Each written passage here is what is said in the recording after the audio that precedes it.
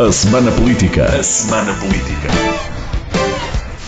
João Paulo Rebelo, Paula Santos, Paulo Edson Cunha. Debatem os principais temas da semana na perspectiva da região.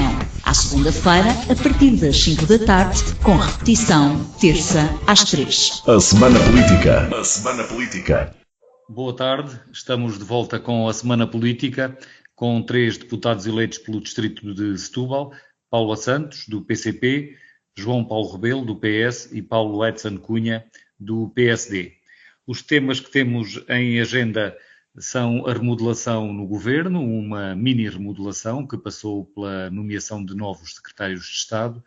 A família do Primeiro-Ministro tem uma empresa imobiliária, o que está a suscitar polémica. Os insultos na Assembleia da República. O Partido Socialista defende um novo código de conduta para os deputados, que possibilita a aplicação de sanções, e o Presidente da República vetou a desagregação de freguesias que tinha sido aprovada pela Assembleia da República. O primeiro destes temas, a remodelação no governo, foram 6 os secretários de Estado que tomaram posse: Silvério Regalado, secretário de Estado da Administração Local e Ordenamento do Território; Filipa Lima, secretária de Estado da Segurança Social; Carla Rodrigues, secretária de Estado Adjunta e da Igualdade; Maria Luísa Oliveira, secretária de Estado da Administração e da Inovação Educativa; Jean Barroca, secretário de Estado da Energia; e Alberto Santos, secretário de Estado da Cultura. Já tomaram posse estes secretários de Estado. Esta mini remodelação surgiu depois da demissão, 28 de janeiro, de Hernani Dias, do secretário de Estado da Administração Local e do Ordenamento do Território, e entretanto há também já alguma polémica associada a este novo grupo de secretários de Estado, com um dos secretários de Estado que, entretanto, terá feito negócios com o gabinete onde o Primeiro-Ministro trabalhava enquanto advogado, o secretário de Estado Silvério Regalado, que era presidente da Câmara Municipal de Vagos e que nessa condição fez negócios através de ajustes diretos superiores a 200 mil euros. Começamos por Paulo Edson Cunha. Boa tarde, Paulo Edson Cunha. O que é que diz sobre a oportunidade e também quanto à substância desta remodelação, por um lado, e por outro, esta notícia de que houve negócios anteriores entre o agora nomeado secretário de Estado com o atual Primeiro-Ministro, na altura, enquanto advogado-membro com o escritório de advogados a que pertencia. Isto tem alguma relevância para a idoneidade, para a confiança política no governo? Boa tarde, Francisco Rito, João Paulo Rebelo, Paula Santos e a todos que nos ouvem. Conforme estava a questionar, eu penso que não. Hoje em dia tudo é suspeito e nós também temos de começar a tentar também moralizar as coisas desta forma. Os negócios, todos nós temos uma vida antes de entrarmos na política e, sobretudo, quando somos advogados, por exemplo, também é o meu caso, nós não regulamos e nem pensamos naquilo que serão as oportunidades futuras. Nós não estamos a falar de um caso em que tivesse sucedido depois de estarem no governo. As situações em que o Sr. Primeiro-Ministro estivesse, por exemplo, com interesses naquela sociedade de advogados, que ainda fosse sócio ou participante na sociedade de advogados. Portanto, nada disso acontece. Estamos a falar no passado e é muito difícil nós regularmos aquilo que fazemos quando fazemos no dia de hoje, ou que fazemos no dia de hoje, e depois pensarmos nas repercussões que isso tem. Podia pôr-se a questão que é aquilo que tem sido levantado um bocadinho na comunicação social, na imprensa, e também alguns comentários que nós vamos lendo, de algum tipo de favoritismo. Que se saiba, e aí sim seria grave, que se saiba, não houve nenhum tipo de favoritismo. Agora, o que acontece é que nós, na nossa vida privada e na nossa vida social, e sobretudo na nossa vida profissional, nós rodeamos normalmente de um conjunto de pessoas e, sobretudo, quando queremos contratar alguém, contratamos as pessoas que nos dão mais confiança do ponto de vista profissional, mas também do ponto de vista pessoal. Foi isso que a Câmara Municipal de Vagos fez. Contratou esta empresa de sociedade de advogados, como deve ter contratado outras tantas, não creio que tenha sido a única empresa de sociedade de advogados que o fez, e anos mais tarde acabaram por se encontrar numa situação diferente. O Silvério Regalado foi nosso colega, nós três que aqui estamos até esta semana, era meu colega de bancada do PSD, é uma pessoa 5 estrelas, extremamente acessível e, de toda a informação que eu tenho, bastante sério. Portanto, não há nada a apontar.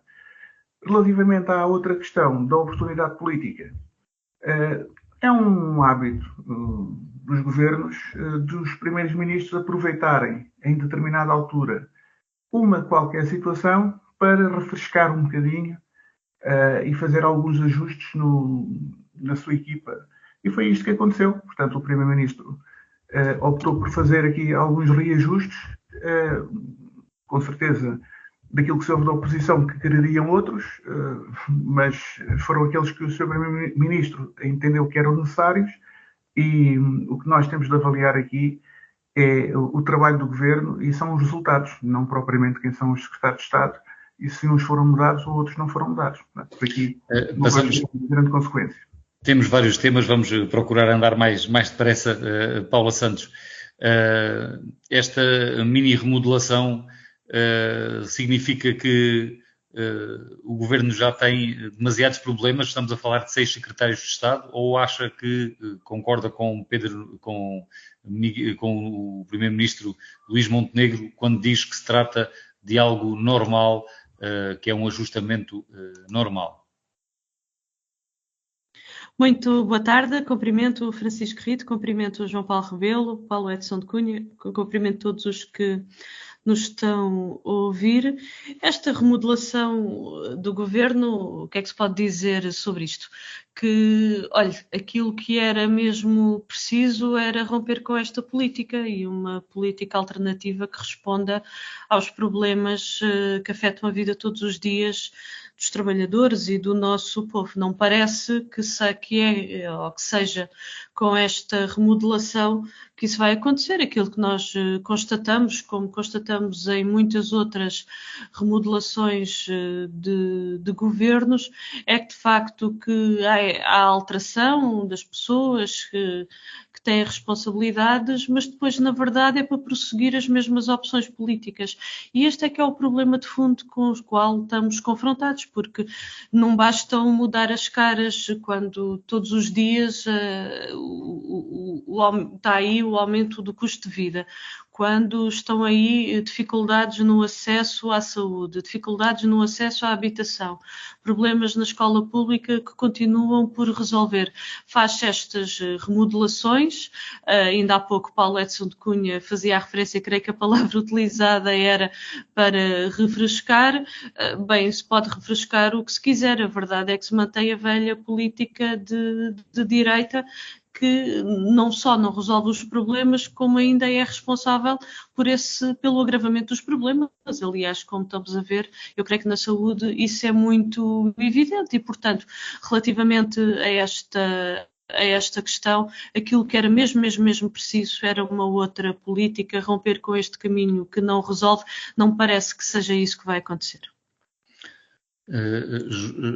João Paulo Cardoso, do lado do Partido Socialista, há quem tenha visto esta remodelação como tardia e reduzida. Não sei se concorda com esta apreciação e se concorda por que razão é que, por um lado, é tardia e, por outro lado, é reduzida. Boa tarde a todos. Boa tarde ao Paulo Cunha, à Paula Santos. Boa tarde para si também, Francisco, pese embora já me estar a dever um pacote de amêndoas na Páscoa, porque me trocou agora o nome. De resto... João Paulo Rebelo, disse José Paulo Rebelo. Não, disse João Paulo Cardoso, que não tem mal nenhum. Peço desculpa, João Paulo Rebelo. E cumprimento evidentemente todos os que nos seguem também. Temos de facto hoje aqui vários temas em discussão. mas eu vou-lhe facilitar a vida, Francisco, porque vou falar muito pouco tempo nestes dois primeiros. Primeiro porque acho que esta, não considero... Enfim, é evidente que sempre que sai um membro do governo há, para todos os efeitos, uma remodelação governamental, mas não considero que esta tenha sido uma remodelação governamental na medida em que, objetivamente, houve um problema com o secretário de Estado e o senhor primeiro-ministro, e fez uma coisa que, diga-se, outros governos de outros partidos costumam fazer também, basicamente perguntou aos senhores ministros se estavam todos satisfeitos com as suas equipas ou se eventualmente necessitavam de fazer alguns acertos e, portanto, estas outras substituições que foram conhecidas ou porque os próprios, enfim, o manifestaram e quiseram sair por as mais diversas razões, seja de razões, enfim, do ponto de vista pessoal, seja de desentendimento com as próprias tutelas, ou, e o mais certo, diria, e dadas, enfim, as alterações que houve nas pastas que houve, porque os senhores ministros e as senhoras ministras não estariam a entender-se com, digamos, os secretários de Estado em causa, o que, por si só, não tem mal nenhum, portanto, é normal as pessoas procurarem nas suas equipas terem gente de confiança e, portanto, agora, a verdadeira remodelação está para vir, não é? Porque, quer dizer, se nós estivéssemos num estrangeiro, sem qualquer contacto com o país, estivéssemos aterrado em Portugal na passada semana, nos dissessem que tinha havido uma remodelação governamental e nos perguntassem para adivinharmos quais eram as áreas que tinham sido remodeladas, seguramente as principais respostas que qualquer um de nós daria, e diria eu, qualquer português que acompanha a nossa vida política, não acertava uma, não é? Porque, na verdade, tenho a certeza absoluta que as pessoas falariam essencialmente da saúde, falariam essencialmente da administração interna, eventualmente fariam de outras pastas, da educação. Bom, não foi o caso. Portanto, a verdadeira remodelação estará para vir, é a minha opinião. Relativamente à questão que envolve o Sr. Primeiro-Ministro, eu deixava para o Chega e para o Dr. André Ventura estes folhetins que em nada enobrecem uma infelizmente muito já afetada imagem que a política e os políticos têm. Acho isto uma profunda injustiça, porque, quer dizer, as pessoas exigem aos políticos de facto tudo, não é? Exigem que tenham vida absolutamente exemplar, que não cometam um mínimo deslize, não estão disponíveis para que lhes pagarem, enfim, mundos e fundos, e muito bem, eu aí compreendo, mas depois não podem também manifestar uma incompreensão porque, quer dizer, os políticos brotam da sociedade, são pessoas como os outros, têm famílias, têm cargos, têm filhos, têm compromissos, têm que, no fundo, têm que viver, não é? E como têm que viver, têm que subsistir, têm que trabalhar, e muitas vezes criam-se casos onde efetivamente não existem, e, portanto, não tenho mais nada a comentar. E vamos então avançar nesse tema. O João Paulo Rebelo já avançou para essa questão de ter-se sabido esta semana que o Primeiro-Ministro Luís Montenegro tem uma empresa com a família, de que entretanto deixou de ser gerente, mas a empresa é da família e ainda há dúvida se ainda permanece como sócio ou não, sendo que sabe-se que já foi sócio e que até já foi gerente. É uma empresa no setor imobiliário e, entretanto, o Chega já anunciou, comunicou ao Presidente da República que tenciona avançar com uma moção de censura ao Governo na Assembleia da República e deu um prazo de 24 horas ao Primeiro-Ministro para dar mais explicações ao país. O Primeiro-Ministro, quando esta notícia foi revelada pelo jornal Correio da Manhã, garantiu que criou essa empresa para gerir a herança dos pais e que só faturou na área da consultadoria. Faturar apenas na área da consultadoria ou noutra é relevante porque tem sido relacionada a existência desta empresa com a alteração legislativa, com a chamada Lei dos Solos, precisamente por ser uma empresa da área imobiliária. Eu começava agora por Paula Santos. Também desvaloriza este caso, Paula Santos, ou para si tem outra importância? Bom, relativamente a essa questão, creio que o Primeiro-Ministro já fez chegar alguns elementos, aquele que entendeu relativamente a esta matéria, mas eu queria, sobre as questões, há sempre esclarecimentos que podem e que devem ser dados, mas não posso deixar de colocar a questão relativamente à opção política que foi tomada, porque parece-me que a opção política, e estou a falar relativamente à alteração da lei dos solos, porque nós já tivemos a oportunidade aqui de discutir essa matéria, que me parece que é de uma enorme gravidade aquilo que está previsto, com tudo aquilo que permite em termos de especulação. Como referi, creio que o Sr. Ministro deve prestar os esclarecimentos relativamente a esta questão, creio que já adiantou alguns, mas pronto, registamos esses esclarecimentos que foram prestados. Paulo Edson Cunha, esta moção de censura que o Chega anuncia ao Primeiro-Ministro pode ter algum alcance na Assembleia da República, tendo em conta que é uma moção de censura, será a primeira moção de censura apresentada a vir a confirmar-se a este governo ainda em menos de um ano? Olha, eu não gostava de falar muito relativamente a esta questão, sob pena das minhas palavras poderem ser interpretadas de uma outra forma ou ter outro tipo de qualquer de leitura.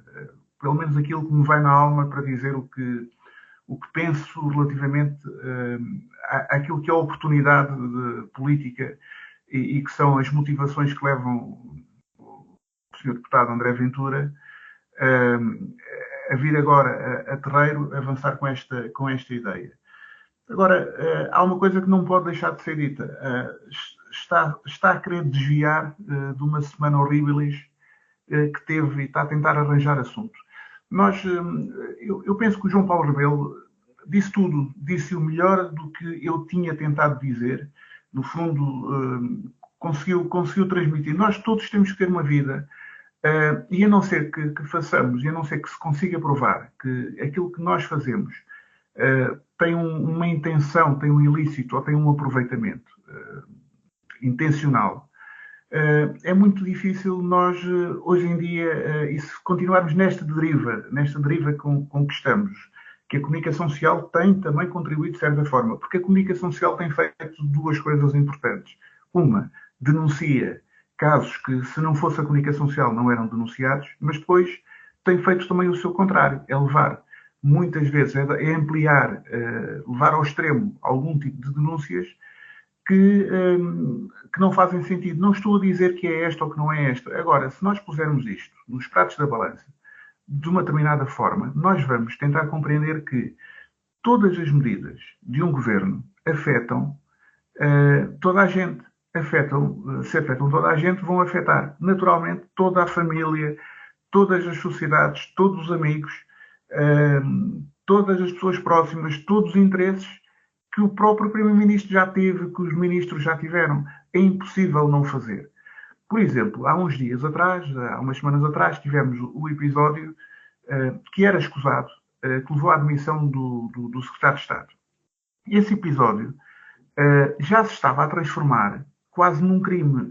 O Secretário de Estado não cometeu crime nenhum, cometeu uma imprudência total. E a imprudência total foi permitir que se pensasse que ele iria usufruir daquilo, mas nós nem sabemos se ele teve sequer essa intenção. Agora, que é uma imprudência, porque pôs-se a jeito de se calcular isso. Agora, nós não podemos levar ao extremo de tudo aquilo que nós fazemos, mesmo antes de estarmos no governo, e depois quando se tomam decisões, e as decisões têm de ser tomadas, e as decisões que são tomadas, umas beneficiam-nos, outras prejudicam. Porque se o seu Primeiro-Ministro, por exemplo, tiver um filho com menos de 35 anos, vamos dizer que as medidas que foram tomadas para a juventude foi para beneficiar a filha ou o filho que comprou uma casa. Porque, no fundo, todas as medidas atingem a população inteira. E a família dos primeiros ministros também fazem parte da população. Portanto, eu acho que temos de refletir seriamente no caminho que estamos a tomar. E temos que ser muito mais sérios na apreciação, na análise das situações. E não estarmos a confundir o trigo com o joio, de forma nenhuma. Passamos então ao terceiro tema de hoje, os insultos no Parlamento. Uma deputada do Chega acusou a deputada do Partido Socialista, Ana Sofia Antunes, que é cega, de apenas tratar de assuntos relativos a pessoas com deficiência. Isso foi considerado um assunto, depois houve outros à parte em que terão sido proferidas acusações e que foram acusações e insultos que foram denunciados por outros deputados, por vários grupos parlamentares, como sendo provenientes esses apartes ofensivos do grupo parlamentar do Chega. O líder do Partido Socialista, Pedro Nuno Santos, diz que o Chega é um grupo de delinquentes e o PS quer avançar com a proposta de uma conduta, um novo código de conduta para os deputados que admita sanções para certos comportamentos. Entretanto, já se sabe que o Presidente da Assembleia da República, Aguiar Branco, discorda dessa possibilidade de haver sanções. E eu agora começava por João Paulo Rebelo. João Paulo, presumo que esteja de acordo com esta ideia, com esta intenção do seu partido, do Partido Socialista, de um novo código de conduta que admita sanções. E como é que isso se fundamenta? Francisco, enfim, antes de mais eu queria dizer que não me posso, digamos, colocar numa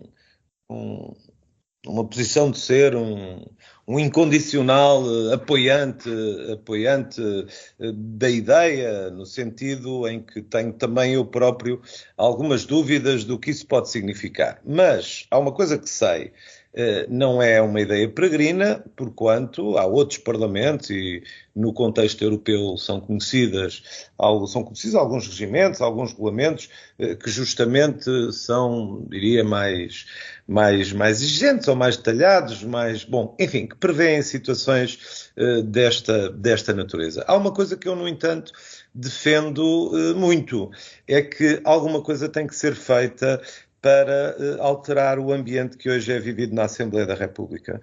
Eu sou o primeiro a falar sobre a temática, mas tenho quase a certeza que quer o Paulo Edson Cunha, quer a Paula Santos, acompanhar-me-ão nesta minha opinião. Quer dizer, eu fui eleito deputado a primeira vez há uns anos, enfim, estive uns anos a exercer funções governativas, o que me colocava a ir ao Parlamento só enfim, quando ia prestar justamente contas das áreas que tutelava, mas estou desde 2022, portanto, como deputado, e testemunho que o ambiente se tem vindo a degradar de forma assustadora, porque não estou a exagerar, eu próprio sinto muitas vezes, muito mais vezes do que o que desejava, um incómodo grande em estar a assistir e estar presente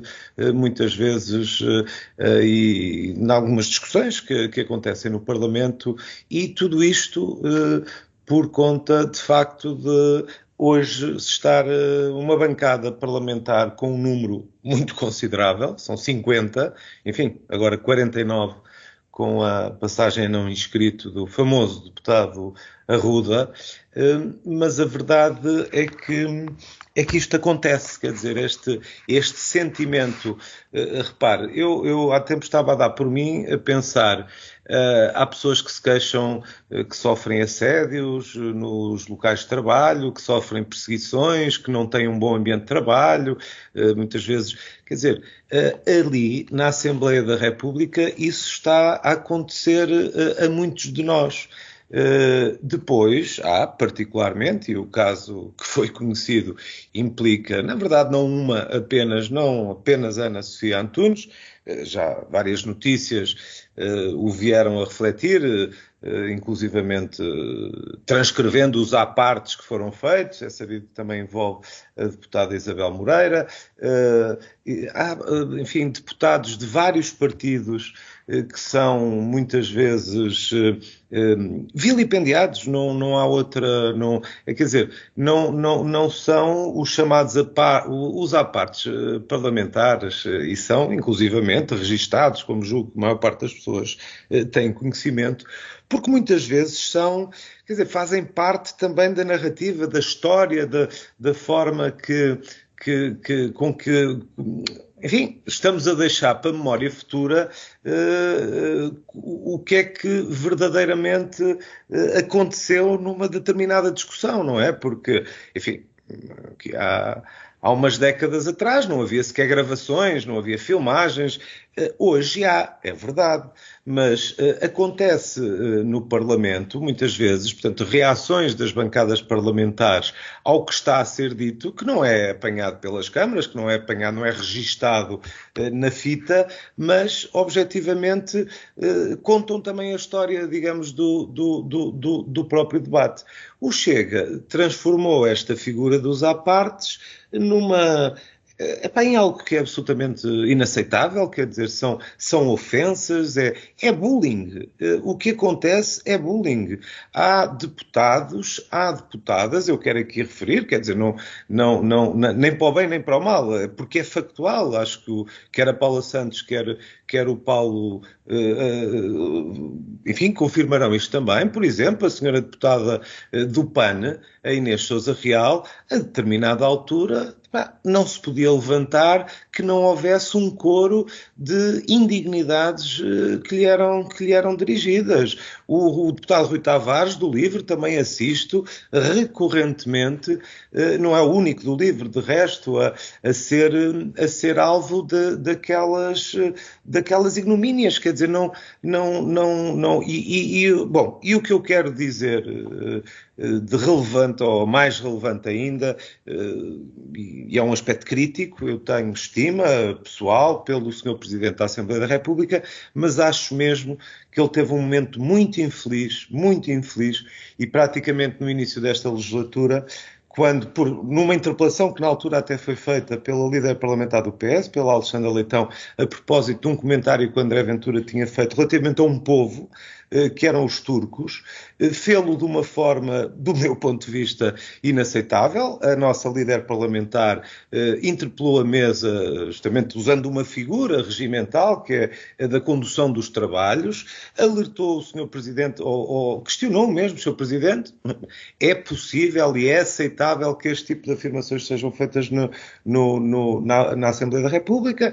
O Sr. Presidente da Assembleia, naquele momento, resolveu dizer que sim, que enquadrava aquilo, enfim, na liberdade de expressão, no que os deputados tinham direito a manifestar as suas opiniões e que os outros poderiam contrapor e poderiam levantar, enfim, manifestar a opinião diferente e, inclusivamente, qualificar essas mesmas intervenções quando achassem que elas eram, enfim, devidas, inaceitáveis, o que fosse.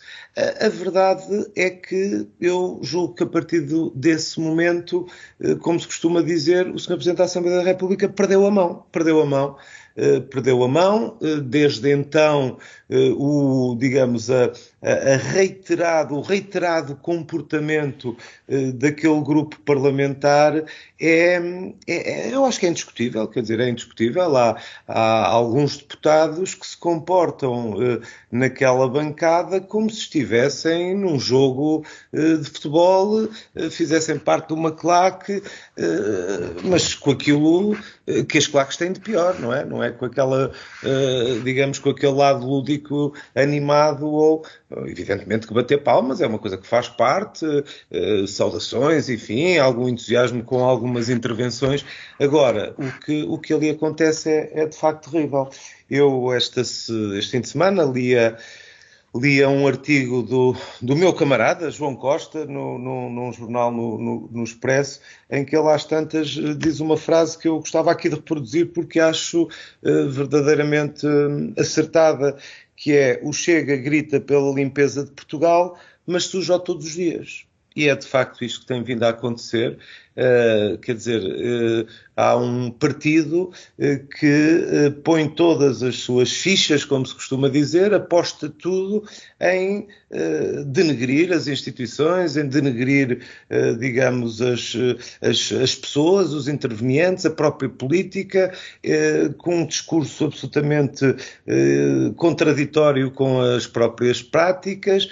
Portanto, olha, como se costuma dizer, para o Chega, quanto pior, melhor. É o que eu tenho a lamentar. Mas perante isto, e é o que estamos aqui a discutir, o que é que pode fazer a Assembleia da República como um todo, ou até mais do que isso, o próprio sistema político, mas para já estamos na Assembleia da República.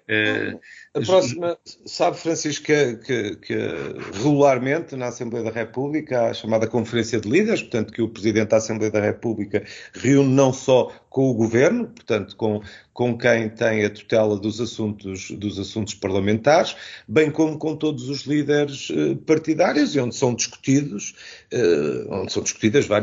várias temáticas. Esta será discutida na próxima reunião de líderes, e muito honestamente também acho que não estou a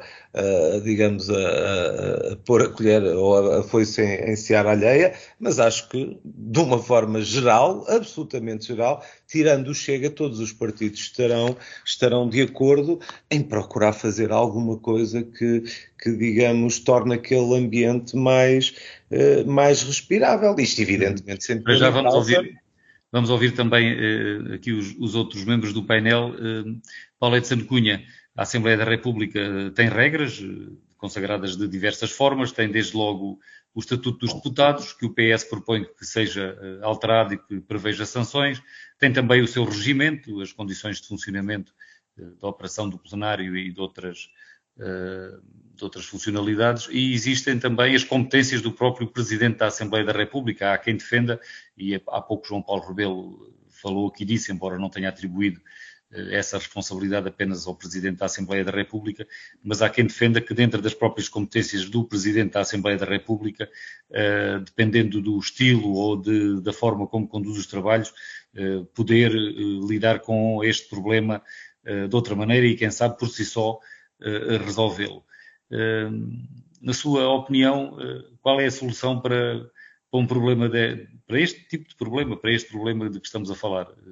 Paulo? Bem, a solução, obviamente, não sou eu que a vou encontrar. Agora, dentro daquilo que João Paulo Rebelo aqui disse, respondo ao repto que lançou. Não há dúvida nenhuma que qualquer pessoa de bem terá de concordar que foram tomados um conjunto de excessos e, pior do que isso, não são únicos. Porque se fosse um caso isolado, nós estaríamos todos tranquilos não, mas pensaríamos exatamente que foi uma situação infeliz que todos nós às vezes podemos ter. Muito infeliz, não seria só infeliz, seria muito infeliz, mas as coisas ficariam por aí. Mas o facto de ser reiterado coloca aqui uma gravidade muito maior àquilo que aconteceu neste dia. João Paulo Rebelo falou de um episódio que, de certa forma, ele reputou de infeliz por parte do Sr. Presidente da Assembleia da República. Eu aqui não chamaria infeliz num determinado sentido, pelo que vou dizer a seguir. O exercício daquele cargo, de facto, tem alguma latitude. E isto vai muito ao encontro da pergunta do Francisco Rito. É um exercício que permite alguma latitude. Do ponto de vista legal, permite essa latitude.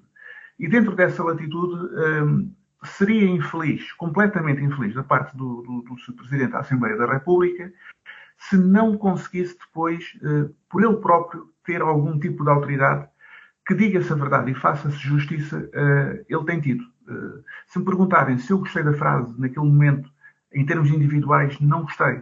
Eu também teria respondido de outra forma se fosse Presidente da Assembleia da República. No entanto, também eu não teria a autoridade e a própria autoridade moral que este Presidente da Assembleia da República tem tido. Daí que eu conjugava as duas coisas. Eu não conjugava só o episódio de per si, mas toda a sua atuação. E o Presidente da Assembleia da República tem imposto autoridade, tem-se dado ao respeito e tem-se feito respeitar, tem conseguido fazer-se respeitar. Portanto, daí eu penso que estamos mais ou menos entendidos. Relativamente à alteração legislativa dos códigos, aproximando mais ou menos daquilo que são experiências noutros lados, incluindo no Parlamento Europeu, eu não estou totalmente contra. Agora, a grande questão que se coloca é a efetividade depois porque neste momento também há outros mecanismos e que nós não nos tornamos efetivos. E termos apenas legislação para não se aplicar, não creio que valha a pena. O líder parlamentar do meu partido também já veio dizer, e com alguma propriedade, que isto é mesmo uma questão de educação.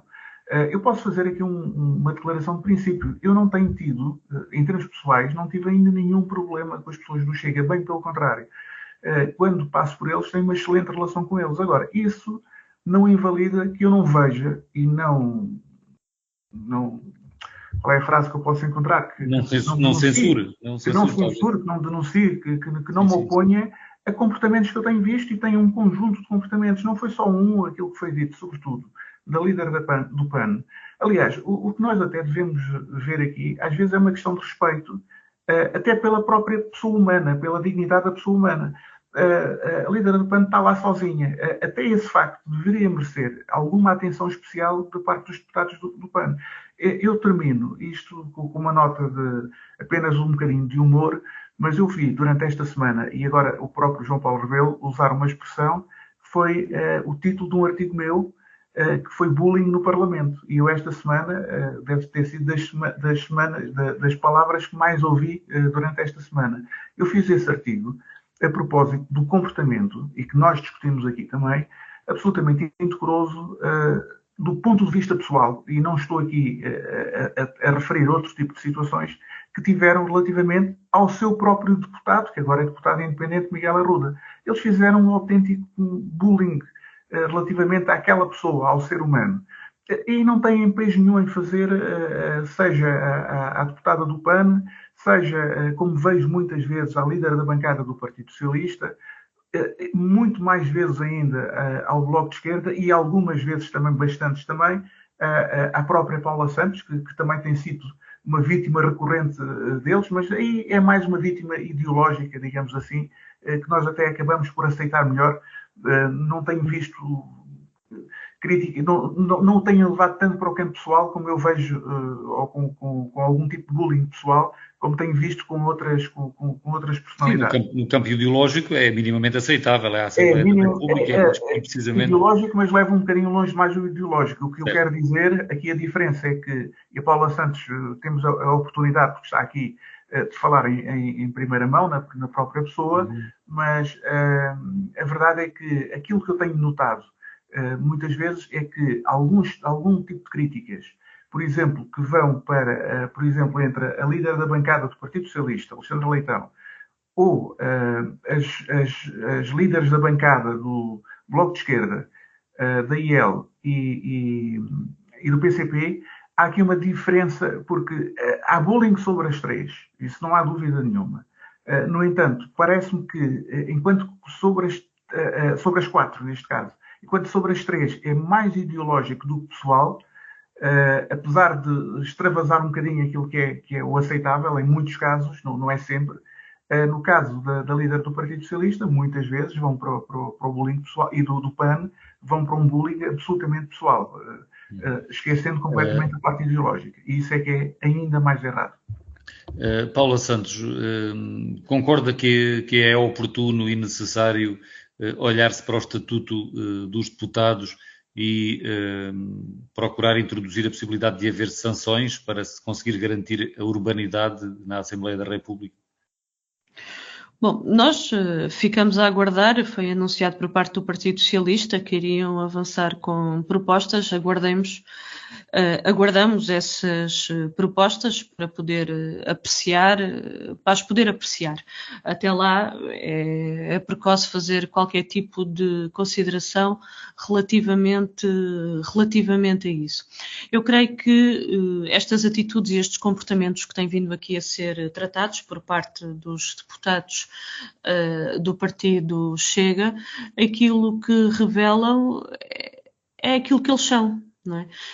De facto, são atitudes de desrespeito, de desconsideração, de ofensa, e o que se passou na semana passada em relação à deputada Ana Sofia Antunes do Partido Socialista é de facto inaceitável e não pode ser permitido na Assembleia da República. Aliás, o regimento tem normas relativamente a essas questões de não permissão e de intervenção. Aliás, prevê inclusivamente a intervenção do Presidente da Assembleia da República em caso de injúrias e de ofensas e, portanto, não pode ser permitido, porque a discussão que houve no início desta legislatura é de facto, misturou-se as coisas, porque uma coisa é liberdade de expressão e outra coisa é injúrias e ofensas. E não podemos permitir, num quadro de um debate político, num Parlamento democrático, injúrias e ofensas, porque o PCP tem divergências e discordâncias grandes em relação àquilo que são as opções políticas do PSD, do CDS, da Iniciativa Liberal, do Chega e mesmo do Partido Socialista, aliás, bastantes. Só para dar estes exemplos, mas fazemos o debate com seriedade, fazemos o debate no quadro da educação e do respeito que naturalmente deve haver na Assembleia da República. Ora, não é isso que está a passar e que está a ultrapassar, eu creio que é de facto inaceitável. Agora, há aqui um outro aspecto que eu também gostaria de suscitar. Estes episódios que vão acontecendo, não é? Ao longo do tempo, já poderíamos aqui identificar vários, tem também um objetivo político de desviar a atenção da Assembleia da República, em vez de estar a debater os problemas concretos, se desvia o foco da Assembleia da República para outros aspectos, porque aquilo que é, de facto, o essencial do trabalho na Assembleia da República deve ser o debate, deve ser a discussão das propostas, das iniciativas, o procurar encontrar soluções, levar os problemas concretos que as pessoas sentem, e isso acaba por ser menorizado em função e procura-se desviar a atenção desse debate, que é o debate em que a Assembleia se deve focar, para desviar para aspectos que são absolutamente laterais, mas que nós consideramos, de facto, que a atitude, o comportamento é absolutamente inaceitável e que não pode ser permitido na Assembleia da República. Quanto às propostas do Partido Socialista, aguardamos quando forem entregues também para nos podermos pronunciar sobre elas. Passamos então a outro tema, a não ser que mais alguém queira fazer ainda mais algum comentário sobre este assunto. E o próximo tema é a desagregação de freguesias. Depois da Assembleia da República ter aprovado a desagregação de 135 uniões de freguesia, o Presidente da República, na semana passada, vetou esse diploma. Marcelo Rebelo de Sousa diz que o fez por uma pequena razão, o tempo. Diz que uma coisa destas não se deixa para tão tarde, já na reta final deste mandato autárquico, e que não quer travar por travar a desagregação das freguesias, mas sim pedir ao Parlamento que reflita ainda melhor sobre este tema. Daí ter avançado com o veto ao diploma, o que devolve a lei à Assembleia da República, e agora é preciso que a Assembleia da República vá analisar novamente este diploma. Sendo que, por parte do PSD, já se sabe que há uma intenção de confirmar a lei. A Assembleia da República tem poder para manter a lei como está, confirmando-a, e o Presidente da República já não a poderá vetar, terá que a promulgar, e é isso que o PSD pretende fazer. João Paulo Rebelo, começava por si. parece-lhe que esta lei deve ser confirmada e que a Assembleia da República deve avançar com a desagregação das freguesias, ou o Presidente da República tem alguma razão quando diz que talvez já seja um pouco tarde neste mandato, uma vez que estamos a cerca de 6 meses das eleições autárquicas? Na verdade, o Presidente da República justificou o seu veto não só com esse argumento do tempo, fez outras considerações antes, mas ele próprio disse que, digamos, o fator mais ponderoso tinha sido justamente esse de querer que já há pouco tempo para que esta alteração produza já efeitos para as próximas eleições autárquicas. Como sabemos, acontecerão, enfim, ainda não há data marcada, mas acontecerão entre o final do mês de setembro e o início do mês de outubro. Francisco Rito, e as outras razões que o Presidente da República apresenta, eu não posso deixar de dizer que olha, a mim particularmente me tocam fundo, porque na verdade esta reforma foi feita, como sabemos, no governo do Dr. Passos Coelho, por uma certa imposição da Troika, e na altura houve alguma contestação popular, como, enfim, estas alterações e mudanças sempre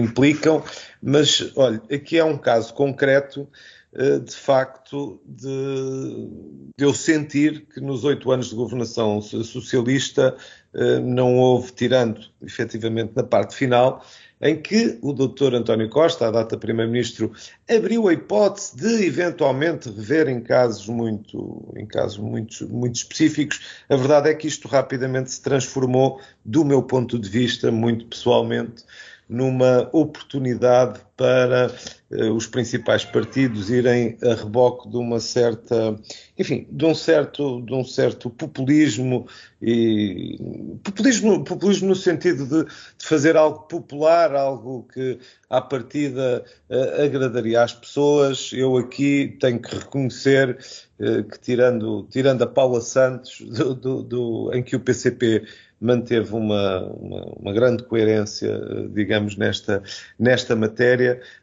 quer o PS, enfim, quer o PSD, não parece que tenham estado, enfim, sempre de uma forma muito coerente nisto. Eu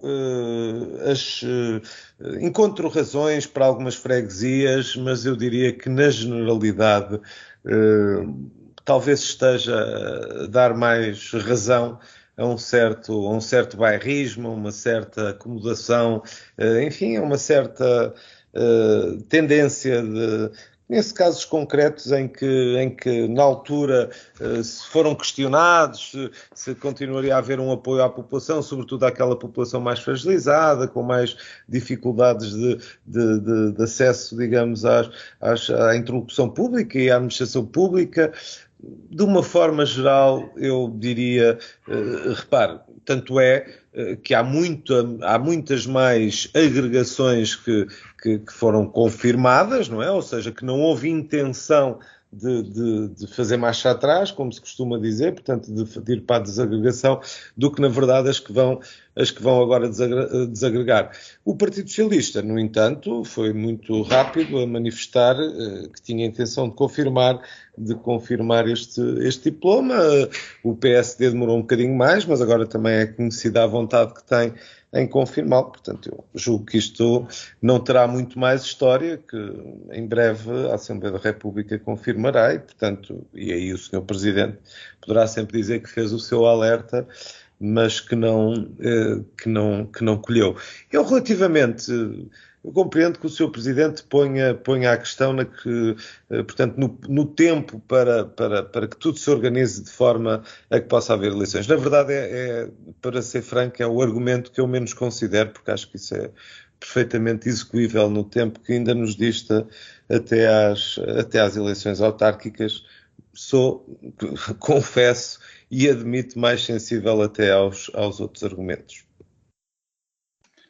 Paula Santos, este alerta, esta chamada de atenção do Presidente da República não a sensibiliza, não receia que este período que falta até às próximas eleições autárquicas e o tempo tão curto para o início do novo mandato já com novas freguesias, porque é evidente que a Assembleia da República vai confirmar esta lei, para que tudo possa funcionar devidamente, não tem receio que seja assim, que não seja assim?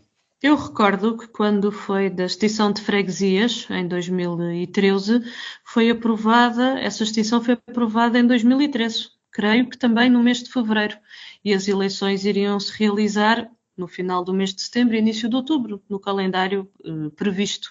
E, portanto, fez nesse momento mal, contra a vontade das populações, mas fez. Ou seja, o argumento do tempo eu creio que não colhe, porque está-se a aprovar num período que permite, de facto, que as freguesias sejam repostas. Aliás, eu recordo até que a própria legislação que estabelece os critérios para a criação das freguesias, e que foi uma legislação aprovada entre o PS e o PSD, e que faz referência que as comissões de instaladoras não podem exceder o prazo de 6 meses. Portanto, estamos perfeitamente dentro do tempo para que estas comissões instaladoras possam funcionar, porque é a própria legislação que diz que o seu exercício não deve ser para lá de 6 meses. Portanto, creio que o argumento não colhe.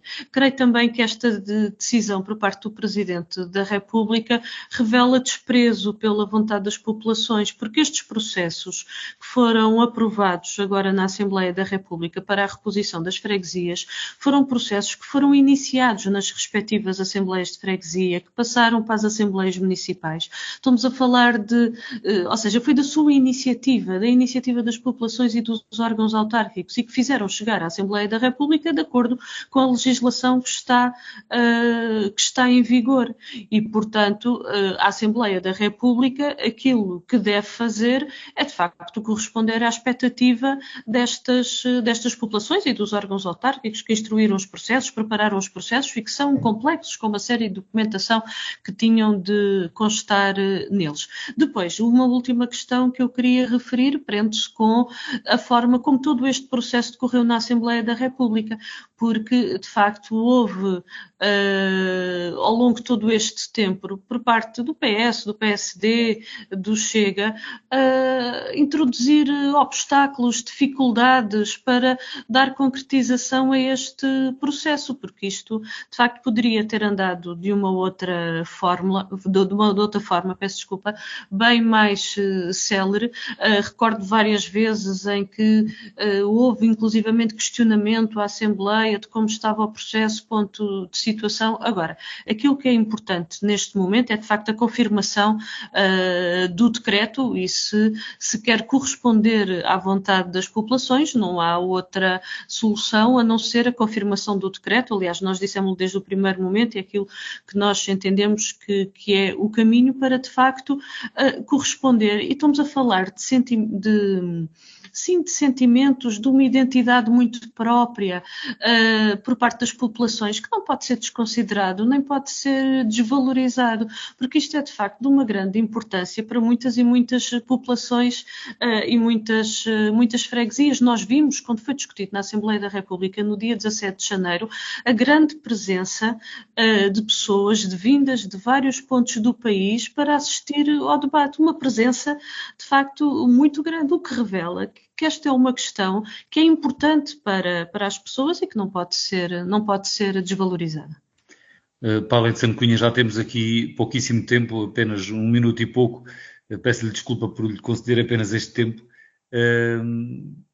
O PSD vai confirmar esta lei, o PS também, e o PCP também será favorável. Portanto, não há dúvida de que vai passar na Assembleia da República e ser confirmada. Isso significa que, no seu entender, os argumentos do Presidente da República não colhem? Não, os argumentos do Sr. Presidente da República colhem. Contudo, portanto, não são os únicos e fazem sentido também as posições aqui dos partidos e, neste caso, também reiterarem aquilo que foi a sua posição inicial Mas pronto, vai a democracia. Isto é a democracia a funcionar. Eu não sou um grande adepto desta situação, mas no caso do Seixal particularmente, acho que faz sentido, já na altura houve essa discussão, no caso do Seixal em particular, acho que faz sentido neste momento. Algumas freguesias eventualmente não faria, mas foi assim que nós todos votámos, e é assim que as coisas vão prosseguir, com certeza, vai ser aprovado. E o modelo que está a ser seguido permite precisamente ver caso a caso e serem as freguesias e as autarquias, as assembleias municipais a fazerem essa primeira avaliação. Chegamos então ao final da semana política de hoje e o programa está no ar às segundas-feiras às 5 da tarde e com repetição às terças às 3 da tarde e fica disponível nas plataformas de podcast. Agradeço a Paula Santos, João Paulo Rebelo e Paulo Edson Cunha. Boa tarde a todos, uma boa semana também para os ouvintes. Voltamos de hoje a 8 dias. A Semana Política. A Semana Política. João Paulo Rebelo, Paula Santos, Paulo Edson Cunha. Debatem os principais temas da semana na perspectiva da região. À segunda-feira, a partir das 5 da tarde, com repetição, terça às 3. A Semana Política. A Semana Política.